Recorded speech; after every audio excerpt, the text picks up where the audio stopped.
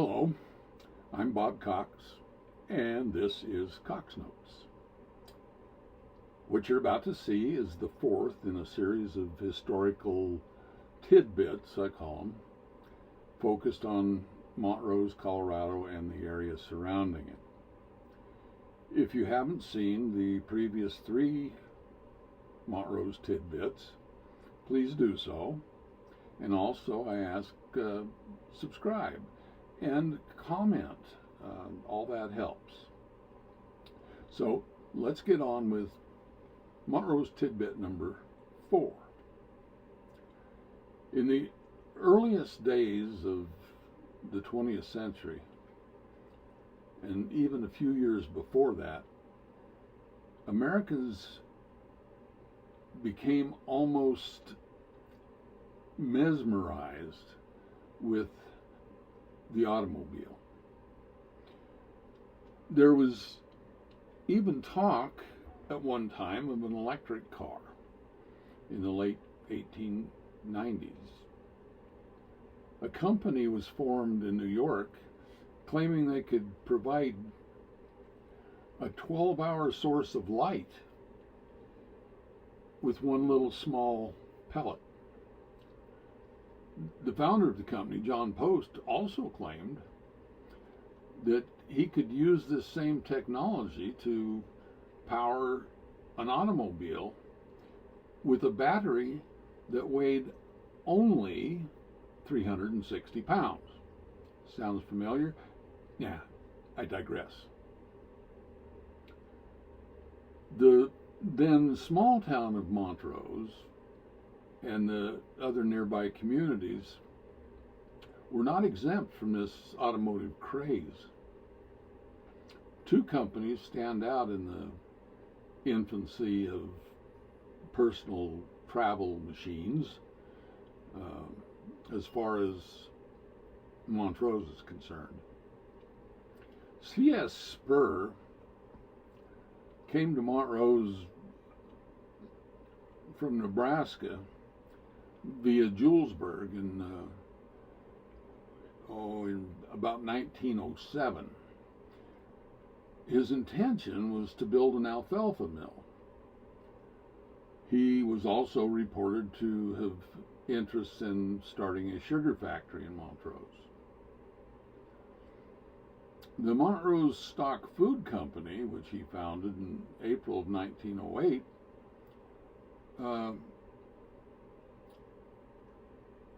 he was the president of that company, and some historical figures that we recognize the names on a routine basis were involved. F.D. Catlin, for one, and C.H. Reed was the secretary and treasurer of the organization. It seemed that it was the norm then to not print a person's full name. It seems like most of these history accounts have the initials. Anyway, Spur and Reed also owned the Spur Reed brokerage company. They were very diversified, and that company dealt in real estate mostly, although some insurance items were also sold by them. The company started early 1908, and in April of 1908, the two businessmen, along with L.E. Gruel, started the Western Slope Automobile Company, which sold the Maxwell touring car. The company was adept in making headlines. The Montrose Press followed almost every move of the Western Slope Automobile Company. One headline in the January 24, 1908 edition announced that the company had taken on a new line in the form of the Bubble. In fact, page 2 of that edition was almost entirely dedicated to the Western Slope Auto Company. A huge headline in the May 15th edition of the Montrose Press declared 2 carloads of Maxwell automobiles will arrive this week for Spur and Reed. Watch for the big parade of these cars. The company accepted another shipment less than 1 month later. The advertisements for Spur and Reed read like they truly did not have anything in mind except a real good future in the automobile industry. They claimed that the Maxwell automobile was the simplest, most efficient, and most desirable motor car on the market, and was not just a hobby toy, but a time and money saver. Their biggest advertisement by far was their offer to give anyone who requested it a ride to demonstrate the machine's exhilarating and beautiful pleasure.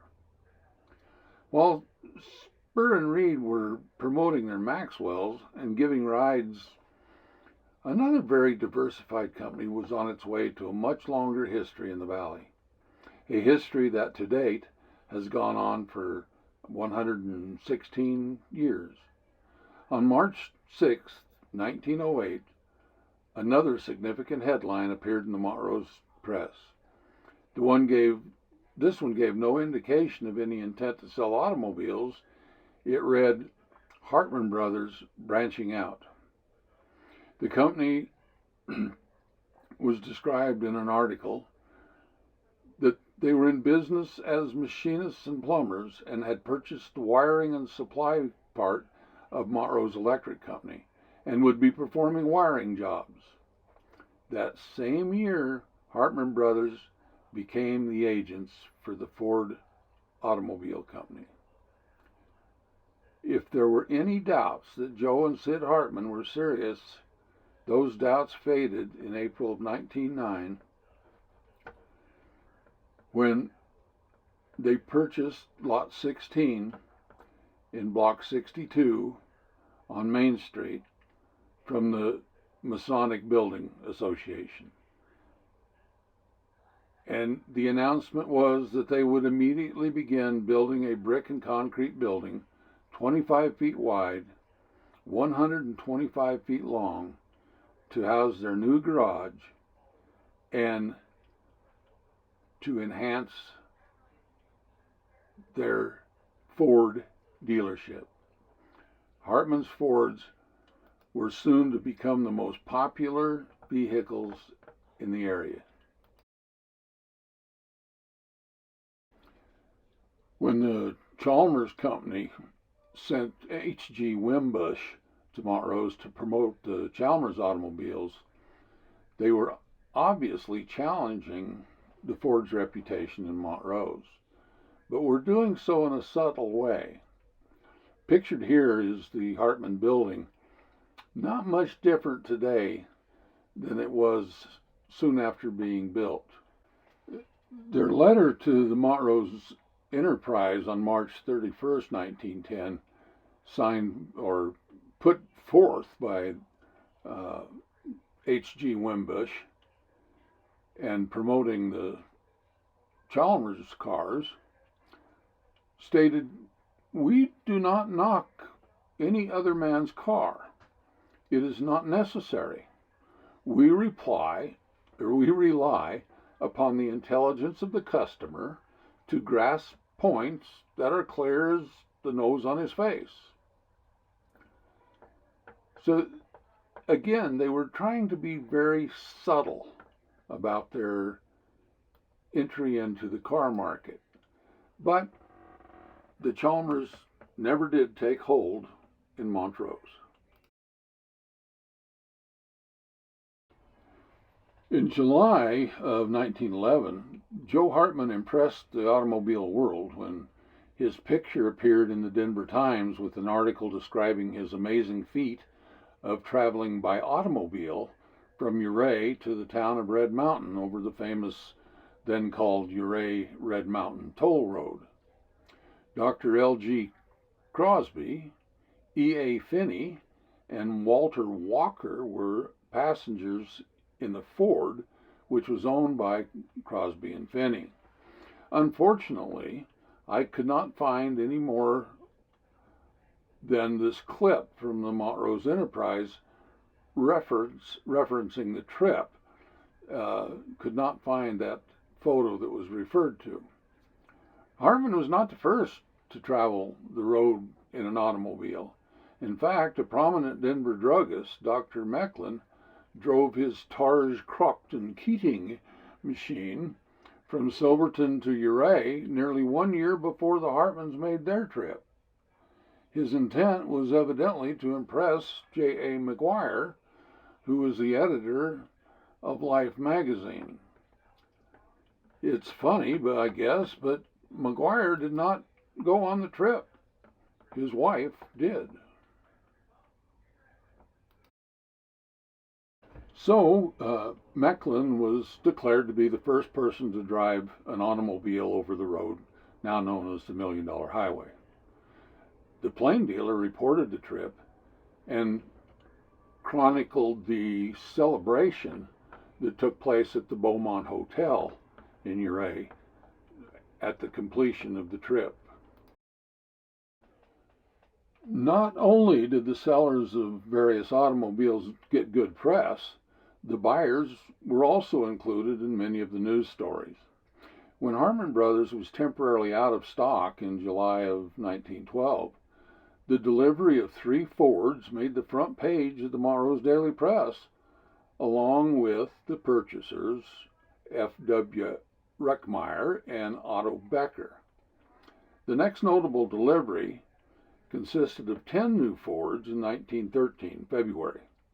The company told the press that Ford had reduced the cost of their machines and that they would be sold in Montrose for $865 each. They also said that Ford had agreed to ship at least 60 more cars in the very near future. In 1913, the Maxwell Motor Company reorganized and tried to respond to these low-priced automobiles that were being produced by Ford, Oldsmobile, and others. Ultimately, the company was taken over by Walter P. Chrysler, and the Maxwells and C.S. Spur were relegated to history. Spur evidently moved to California. The automobile provided seed for many other business enterprises. Real estate agents began to brag that they could take clients to remote properties, and garages began to spring up everywhere. In June of 1914, the Rainbow Garage received accolades from the Montrose Enterprise when they installed a new sign and started selling gasoline. The sign was described in part, quote, "This sign represents a rainbow with all its gorgeous hues." End of quote. At night, the electrical effect was described as gorgeous and giving an animated effect in rainbow colors. The Workman's Garage joined in the spirit and expanded their plumbing and heating business to offer services to motorcycles, bicycles, and later motor vehicles. In 1919, Hartman began selling Dodges. The O'Haver Agency started selling Chevrolets, and Montrose began a serious effort to pave their streets. It was quite an undertaking for the time to get the streets paved and ready for the inevitable onslaught of automobiles. The paving effort had barely begun when a severe flood hit the area and put a quick halt to the paving project. Motor vehicle laws become a lot more common around 1916, and drivers were warned to license their cars and obey the traffic ordinances. By 1918, the licensing law was being strictly enforced, and, of course, that brought on the need for better roads. The Montrose area residents began to let their voices be heard and telling the legislators that with this newfound money they were getting from license fees, they needed to improve the roads. And roads like the one going through the Gunnison Canyon may be acceptable for oxen, but they sure didn't fit the bill for a new Ford. In February of 1920, Montrose County boasted that 746 licenses for automobiles had been issued. But evidently, not everyone was complying with the license laws.